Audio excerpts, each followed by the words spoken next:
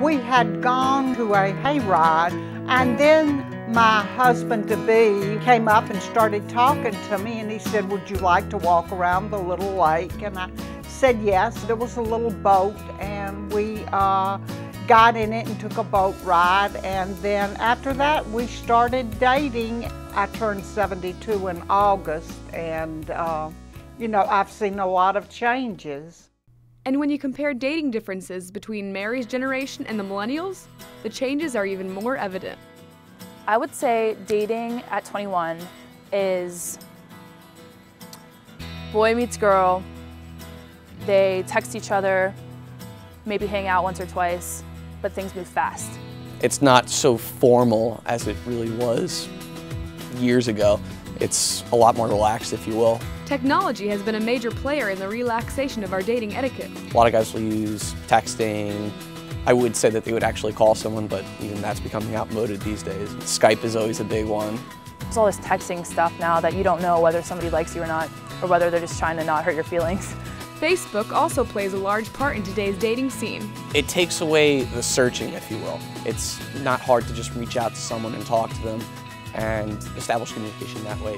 It frees it up in terms of making it easier to meet people and get to know them better, especially if you want to date someone. But for people in Dave and Mary's generation, communication was a little more labored, especially for those couples affected by the draft. You'd write a letter, and it would take a week to 10 days to get back here to the States. If the person read it and then responded that day, it was another 10 days to get back. So it's like, hey, how are you doing? Do you still like me? 3 weeks later, you get an answer. I mean, that's history. I mean, today you'd be on to somebody else and forget about that person.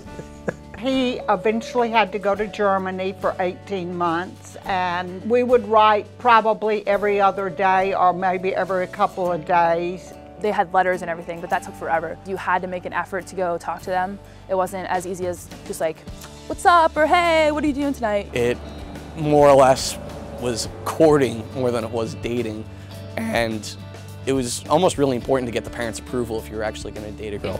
Go to their house, I would meet their parents.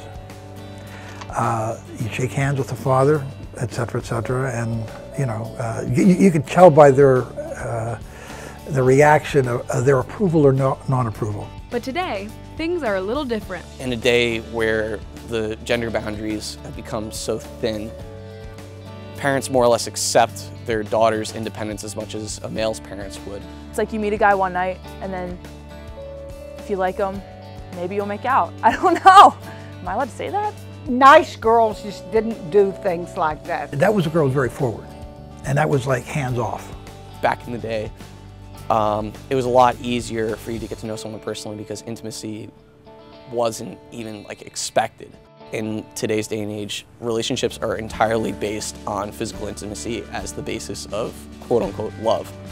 I watch my kids go through their dating spill, and what they're going through now, I could not participate in that. I've heard so many stories my grandma's told me, and it's so much more romantic than it is now. So whether you're a fast-paced millennial or you date in a more traditional fashion, it doesn't matter as long as you can one day look back and say, I wouldn't have traded it for the world.